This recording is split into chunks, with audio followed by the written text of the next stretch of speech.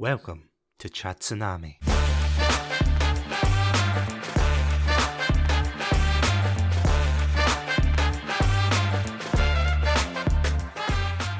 Hello everybody and welcome to another episode of Chat Tsunami. My name's Satsunami and joining me to celebrate a very special collaboration, that of course being the Scottish podcast collaboration, is none other than, is it safe to say the mastermind behind it all? Oh God, I think that's giving me too much credit.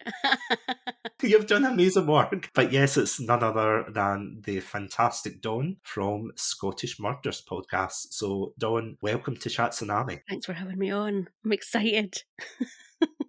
So yeah, how are you doing tonight? Great, really good. It's nice to be speaking to you. Yeah, no, it's great to have you on because as we were talking about before we started recording this episode, trying to align the planets to get together to record and everything, it's just been, it's been all over, hasn't it? We've been trying for a while, haven't we? But we did it. We made it. Yeah, we've just got like a circle of iron brew bottles, a wee tunnet's tea cake in the middle, just trying to summon each other. Summon the sponsors. Yeah. If that's not the most Scottish image you can think of. Oh, you missed mince and tatties. They needed that in there somewhere as well. Aye, that is true. You know, play a wee bagpipe lullaby with a Hey Jimmy hat on. You got it. Look, all I'm saying is, see rituals in Scotland, they must be either a blast or just absolutely horrifying to watch from an outsider's perspective. You must be thinking, what are they doing? A chaotic Kaylee, as they call it. Yeah, is that what they call it? Apparently so. For obvious reasons and for legal reasons, as I look in the corner, yes. It's a joke. As I mentioned at the beginning, this is, of course, part of the Scottish podcast collaboration, which you yourself have been tirelessly working on. You've been inviting all sorts of Scottish podcasters. And can I just say, see, before you organised this, like, I had no idea, and this probably shows my ignorance, but I had no idea there was so many Scottish podcasts out there. No, I know, I'm the same. Everybody says that I've spoken to. They've made, through the collaboration, they found other podcasts they like to listen to. They found people, new friends. So yeah, it's been really good. That's all it was really about, just to make everybody more aware of each other. And, you're not alone. Like the Exiles in Scotland. It's been good. Just out of curiosity though, what actually inspired you to start the collaboration? Because I mean, this is like a good couple of months in the making. You'll find it's been 6 months in the making, but okay. I'm only joking. I was being modest. It was because I'm part of a lot of groups on social media, and most of them are American, and I just see everybody helping each other, American ones helping each other and helping me, promoting each other, and I just thought, well, that's lovely and everything, but it would be lovely to do the same thing, but with Scottish podcasts, and for us to promote each other, because, that's who we are. We've got our own little team. I just wanted to make everybody aware that, Scotland have got something to show as well. We've got good podcasts too. Oh no, absolutely. And you're completely right. I was exactly the same when I was looking on Twitter and things. I was like, American, Canadian, American. Oh, there's an English one. Yes. American. And you keep going through them all, and then you're like, the Scottish. And you will find like one or two maybe. But yeah, you're completely right. The majority are, no offense to American podcasts. No, not at all. Yeah, but it's just the majority of them are very much American orientated. No, it was just I wanted to sort of recreate the camaraderie they've got over there. They're all, the groups I'm in, they all help each other. They're all there for each other, and I thought I want to kind of recreate that for us. So that's why I did it. And if I do say so myself, you've done a fantastic job of that. Why, thank you. To put it modestly. Yes, I know, I'll be very modest. Not at all. Yes, for the record, as you can hear by our accents, we are indeed not American, so we don't take those kind of compliments as well. No, we don't. No, it's been good. Just nice meeting people, meeting everybody, like you said. I'm aware of so many more people than Scottish podcasts than I was before. I had no idea myself. And it's just scratching the surface as well. There's so many more out there that weren't able to be part of it this time, or that were taking a break. So yeah, there's a lot of us out there. I know, it's like the Scottish bat signal. Just like, yes, there's more of us, come here. There's also small businesses as well. They took part too, and they're appearing in some podcasts, and some other businesses gave us some of their products to, sample and review, and it's just all been really nice. helping each other. Are there any notable ones you can tell us about? Well, there's 3 of them. It was whittled down to 3, sadly. Adventures Around Scotland. She's going on Scots Way Hey podcast. She plans visits to Scotland if people want to go and visit Scotland. She does itineraries for them, and she's got a blog all about where to visit, so she's all about that. The Scottish Ghost Company, who myself, Scottish Murders podcast, and Scottish and Scared, we did a collab together where we did a ghost hunt. So they hosted that for us and came along and did that. And Spellbound Caithness, she's got lots of spooky products, and yeah, she gave us some samples and to some of the girls, and they were doing reviews for her. So yeah, it's been good. Honestly, it has been fantastic just seeing how it's grown from when you started it, when you were reaching out to other podcasters, and I mean, look at it now, it's just absolutely exploded. Yeah, we're getting the Scottish Banner magazine. I don't know whether you've heard of that. It's a digital magazine, and they've kindly put in an ad for the Scottish collab as well in their magazine, and it goes all over the world. So that was really kind of them to do that. well, that is lovely. Yeah. Shout out to them. Yeah, definitely. Yeah, they're getting a shout out as well. It's like, well, if you haven't heard of them before, you've heard of them now. Yeah, they do lots of things. They're just all about, highlighting what goes on in Scotland. They do, when the Highland Games come, they go and do that, and they just highlight all the Scottish things, all the things that are happening in Scotland for people that are abroad. So it's a good magazine. Turning it back on your own podcast for a second, because of course it wouldn't be a Scottish podcast collaboration without indeed the podcast propping that up. I'm just curious because of course you run a absolutely fantastic true crime podcast. I was listening to a couple today as well. It's both amazing as it is horrifying, just the way you yourself recount a lot of the details about these certain crimes and things. So I'm quite curious to hear, what was it about true crime? Why did you choose that as a particular topic to base your podcast around? I've always been interested in crime. Even when I was younger, it was started off, things like Taggart, so not real true crime, just fictional, and it just sort of evolved over the years. And I listened to a lot of true crime podcasts, and again, it was mostly American and murder, whatever it is. But I wanted to find out more about murders, or do a podcast about murders from where I'm from, where places that I know, because I don't know America. I've not been to America, so that's why I did that. But it's just always, I've always been interested. I don't know why. It's not the gruesome. It's not the gruesomeness part of it. It's just, I like to know everything. I'm nosy. Yeah. I like to know everything. So just fascinated. Even when I would listen to podcasts about the true crimes, I'd go on after the episode. I'd go on and find out what I could myself. I'm just curious. So I wanted to highlight more Scottish murders. And I mean, you're completely right. Like, with a lot of true crime podcasts especially, they always go further, and again, I'm not going to name names of anyone, but they always focus on very prolific cases, murderers, or, just in general, the crime itself. They always go for the high profile ones. So it's quite nice to see that you're giving a voice to crimes that are going on, of course, in Scotland, and being able to highlight those as well. That I don't think, again, that might show my ignorance about the true crime scene, but I don't think American podcasts would necessarily pick up on such cases for the most part, unless it was a bit more high profile. So it is definitely, fantastic that you are highlighting these issues. Just kind of going off on that, is there a particular, and apologies if I'm putting you on the spot here, but is there a particular episode that, if someone's coming into Scottish Murders for the first time, is there a particular episode you would recommend, or you would say, okay, start off here and then see how you go? Oh no. I know, I apologise. It's payback, isn't it? I asked you the same question. I know, apologies. Right, it was too good a question.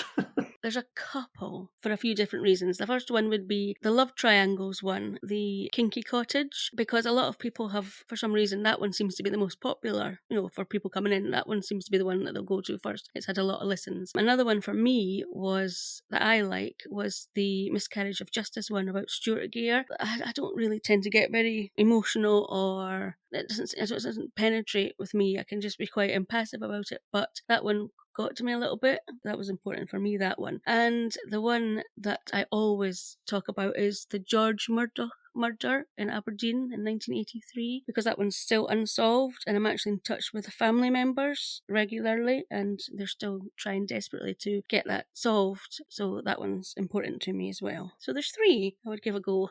No, they're definitely good choices. Like, as I said, I've been listening through them, I would say regularly, because it's definitely, and maybe it's just my sensibilities, like listening to true crime, but, you know, I listen to some of them, and some of the cases you talk about are just so brutal. The aftermath, of course, the fallout of said crime. See, talking about true crime itself, do you ever feel any difficulties, like, talking about these cases in particular? Like I say, I don't. I'm able to, really mean to sound really cold, but it doesn't bother me. I can be quite standoffish. And children, that I can't deal with. I do very little children being murdered, because that's something that I would struggle with. So I try and avoid that if I can. Some people do request them, and I'll cover them, but that's not my first choice. But no, the only one that really got to me was the Stuart Gale one, the miscarriage of justice.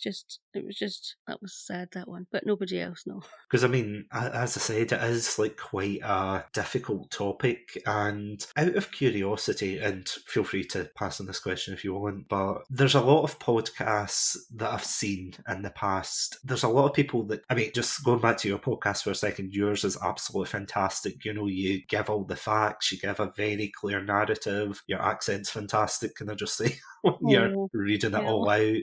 You know, you do an absolutely fantastic job, but there's a lot of podcasts that I've listened to kind of on and off where, obviously I don't want to target any in particular, but they kind of sensationalise the topic of true crime. They try to make it quite entertaining's probably the wrong word. Like, you want people to be engaged, but at the same time, you don't want them to be, you know, missing the point. There's a way to tell a story, I think, to make it interesting. You don't have to. That's something I don't do. I don't sensationalise. I just tell you all the facts. I don't try not to give an opinion either, because it's not what it's about. It's not about me. It's about just telling the story of the victim, because they're important. That's what's important for me. It doesn't need to be dramatised or anything. That's not what Scottish Murders is about. It's just telling you the story in depth as I can, giving you the facts, and then it's up to you to make your decision about what you think. Kind of going off of that, for people who might be listening and they might be thinking, oh, I want to start a true crime podcast. Is there any advice, like any do's or don'ts you would recommend to them? You want a lot of support, so you want to reach out to people, speak to people. There's so many people in the true crime community. It's a lovely community, and they'll all be there to help you and promote you and support you. Just speak to people. Don't alienate yourself, and don't buy expensive mics until you know what you're getting.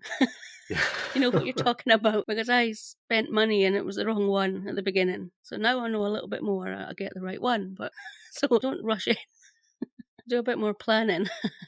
That's what I would say. Speak to people and do a little more planning with your equipment. I mean, to be fair, that is very good advice, because, I mean, we were talking as well about how there's a lot of podcasters out there who, have you ever come across these types of podcasters that you get the casual podcasters, and then you get people who are like, oh, you should use like an XLR mic and you should use all the buttons and dials, and it's quite intimidating when you're just starting out. It really is. And I didn't meet the right people when I first started out, so I got the wrong thing. But then you get into the groups and you start to meet people, and they've been doing it a lot longer than you and tell you the right thing, but still a long way to go. But it's getting better. Am I right in saying that you started your podcast in 2021? Yeah, we did. July. But it was planning for a long time before that. And I said that I rushed into buying equipment without knowing what I was doing. But I planned for about a year before that, so I had a lot of episodes behind me, because I knew I take a lot of time to do each episode. I don't like to be rushed, because I enjoy the research. So I had a lot behind me, because I knew I was going to, I know how long it takes me, so I knew I had to have quite a lot behind me so I wouldn't struggle. So there was a lot of planning went on, and that side of it, just not every side of it. What are your thoughts on, see, just the podcasting community as a whole? I'm going to be honest, I think that going from something like Twitch streaming myself to podcasting, I feel as if the podcasting community is so, for the majority, is just so supportive. Would you say the same? Or? Yep, no, 100%. Yeah, like you've been so lucky. Every group that I went in, people just want to help you and support you. No matter what genre your podcast is, they're just so welcoming. Ask any questions, everything. So no, it's a really, really lovely community. So yeah, it's nice to be part of it. And I couldn't have said it better myself, to be honest. Yeah.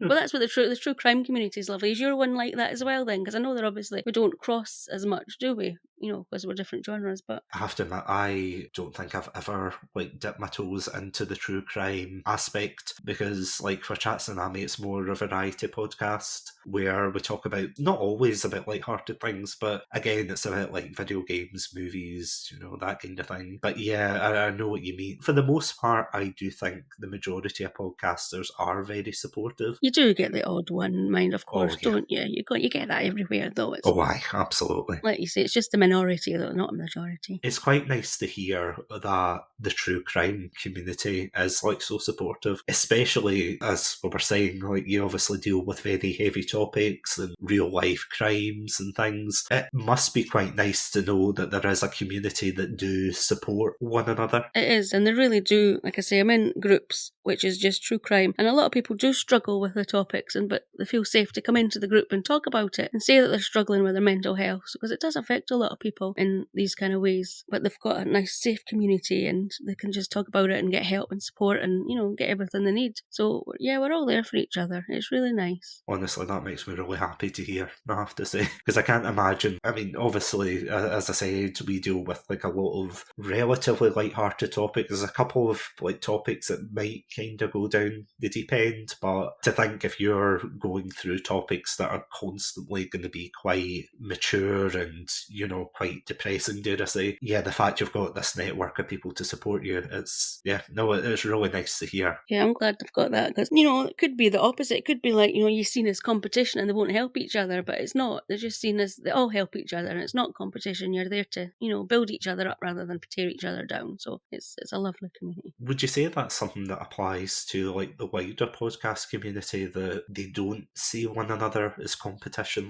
For example, as I was saying, with things like streaming or content creation out with podcasting, a lot of people see others and they think, oh, I want to be a part of that because they're popular, or oh, I want to bring them down because they're more popular than me. But would you say that's the opposite for podcasting? Certainly the groups that I'm in, and like I say, it's not just true crime groups, there's lots of other genres that I'm involved with as well. I've been so lucky. Everybody I've come across is the same. There's nobody that's tried to bring anybody else down. It's just to build up and support, and there's no, oh, they're better than me, I don't like them, or I'm jealous. There's not. It's you're all just congratulations and any achievement you have. It's just really good. No, that's really good to hear. Especially when you're starting out, it can be quite rough, can't it? When you're starting out in a new, a new platform, you're thinking, oh, I'm going to put myself out there. Have you ever had that feeling where when you're just starting out and you feel, you could be the complete opposite of me, by the way, so apologies if I'm projecting you, but, did you ever feel anxious when you started that you were putting yourself out there as a podcaster? Yes, I get anxious after every, because you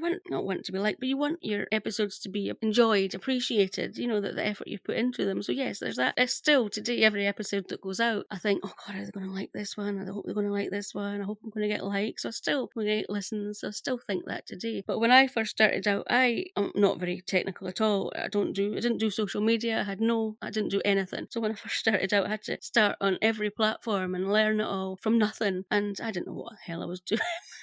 But thankfully, there was one girl who's one podcaster. She, took me under her wing, and she got me into every group and everybody friended me that way. So that was really helpful. But I was anxious about that because I didn't have a clue. I just didn't do social media at all. So that was really daunting. Have to know what sort of post you do.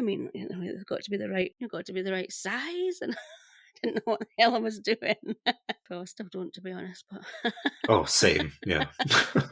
Out of curiosity, what's the social media that you found most difficult to navigate and promote the podcast on? I started off spending a lot of time on Twitter, and I kind of neglected Facebook and Instagram, and I got a lot of traction with Twitter, but then it was mainly other podcasters, so I thought, right, I'll try something else. So I moved away and went on to Instagram. So no, I think if you concentrate on it and you're giving it a push, it's been all right on every platform, really. I've just started on YouTube as well, and that's going to be a slow burn, I think. Oh yeah. So I'm not concentrating on that one. I'm just just put them up and leave them. Put the videos up, leave them.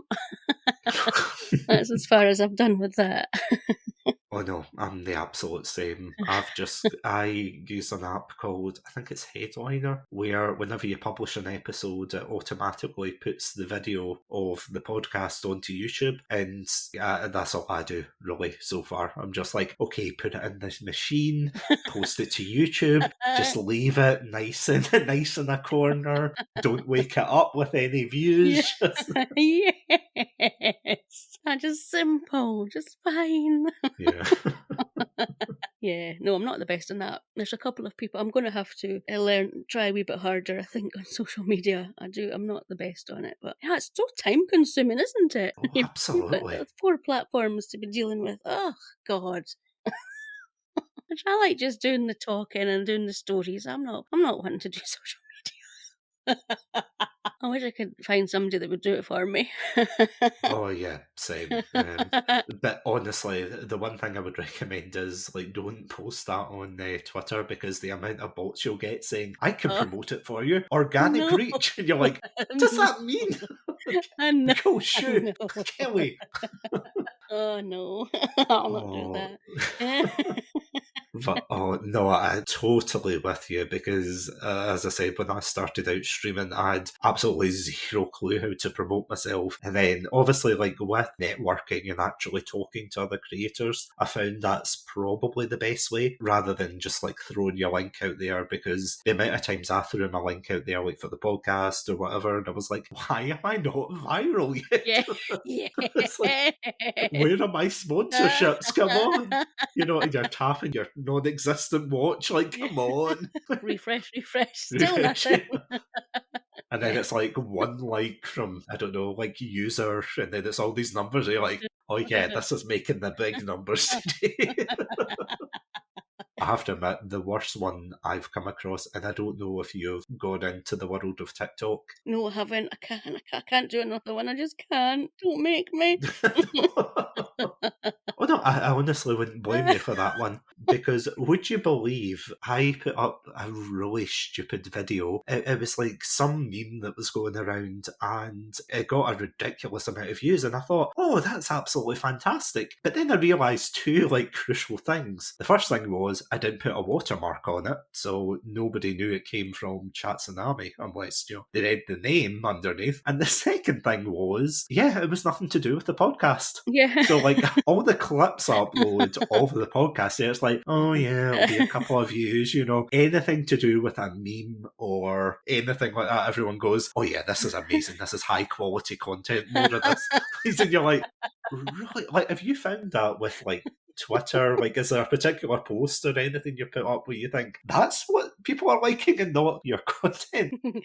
No, I haven't gone viral at all. I don't. My posts are boring. I don't do anything like that. I just do episodes coming out. This episode's now out. Don't forget, this episode is now out. That's about what I get. That's about the extent of my posts. Please listen to the episode. Have you listened to it? Don't forget to listen to it. It's like, come on.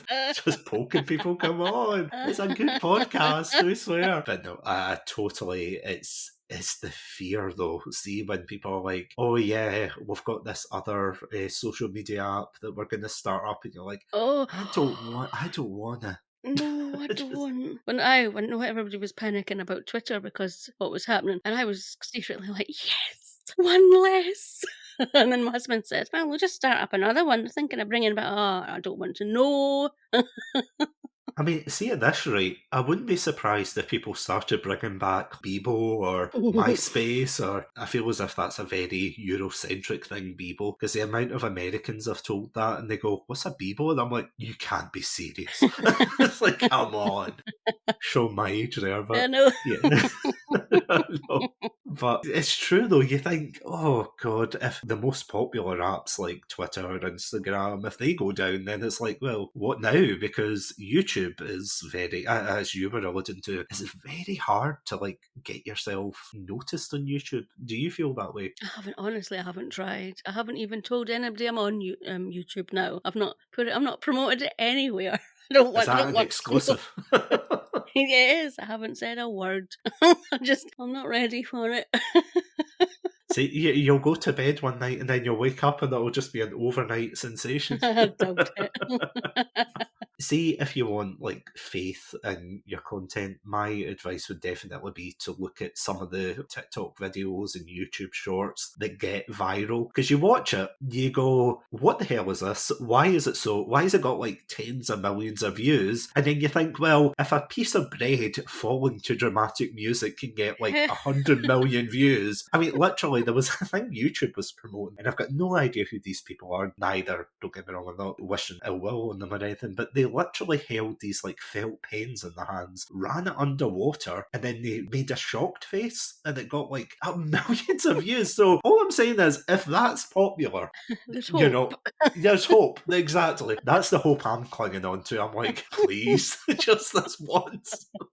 Oh, do you know, I couldn't sit and think of things, right, what can we do? What little funny thing can we do? Imagine how much time have they got in their hands to think, right, okay, what about if we got these pens and put that, I mean, who thinks of that? When you factor in day jobs and having to cook dinners, and you're like, no. Maybe that's just a Scottish thing, and like Americans who come up with like, oh, I'm gonna do this, I'm gonna do that. It's like, I'm too tired after work. I'm like, I've barely got enough energy sometimes to like record an episode. I'm like, you're expecting me to buy like these pens?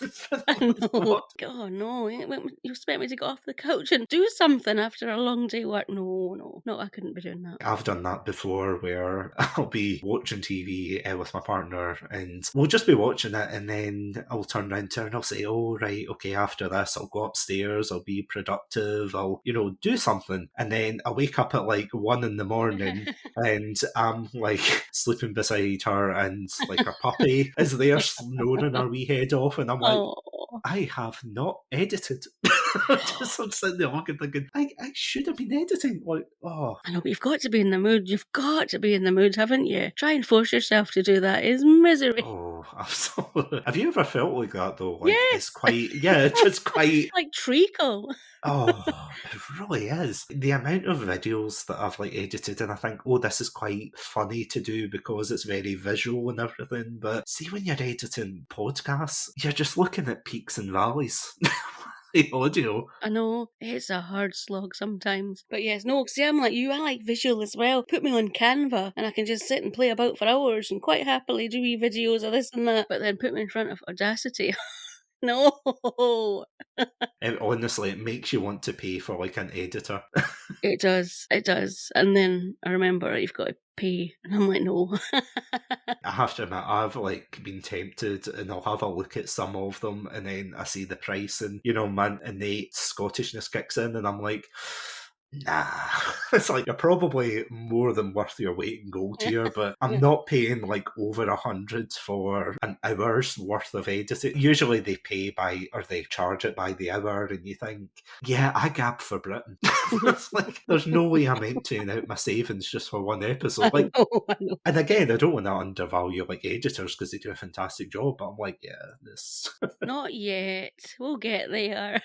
As you said, when we get that Iron Brew / yes. Tunnock's Tea Cakes money, yeah. We'll be laughing then. Although I don't know if they're actually on Twitter. I don't know, actually. I think Iron Brew are, but Tunnock's are like very elusive. Oh, aren't they? Oh, that's the one to get then. You want them, don't you? You'll be going up to one of the castles like Elandonian or something. Just the CEO waiting for you. I say as I look at the Tunnock's tea cake cushion I've got in the background there. Oh, have you? That's mean. Is that not a bit cruel? If it's just a cushion, do you not want the real thing? Yeah, it's like a thing of penance. It's like it reminds me, if I keep working hard and I can afford a real Tunnock's tea cake. Saving my coppers like Oliver Twist. Oh, it's not that bad. I know it's not.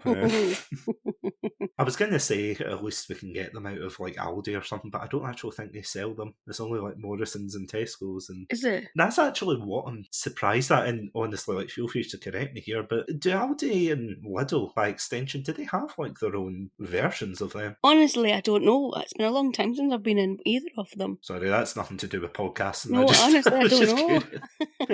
It's just I kind of realise it's like they've got their Mars bars, their Milky Ways and things, but no. Maybe they just think There's no way we can replicate that. That is true. That's true. I mean, Marks and Spencer's tried it, and they're just... Did they? Oh, they're very marshmallowy. You know that way when you bite into a tonic tea cake and it's like melts in your mouth, Yeah, fluffy, it does, very doesn't it? nice.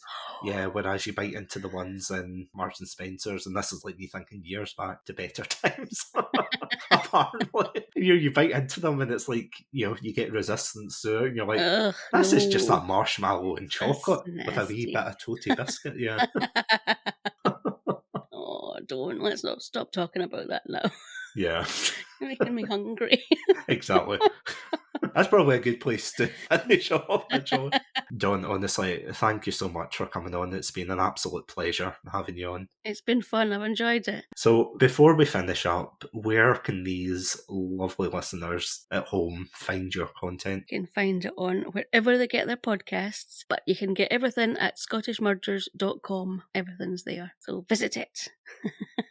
I would second that as an absolutely fantastic website and B, absolutely fantastic podcast. So if you're not checking it out, what are you doing? I'll pay you later, all right? Yeah, I know, don't worry. I'm tea cakes. Yeah, I'm still waiting. I was going to say, were you coinciding it with the Royal Mail strike? Oh no, a strike, how awful. What a shame. I know, no. I'll keep my eye out on, those like scam texts you get where it's like, your parcel is here soon. Just spend about £100 to get it out the warehouse. It's like, what are you on about? This is not Tunnock's Tea Cakes, Dawn. Oh, as always, guys, thank you all so much for listening to this episode. As always, stay safe, stay awesome, and most importantly, stay hydrated with a Tunnock's tea cake.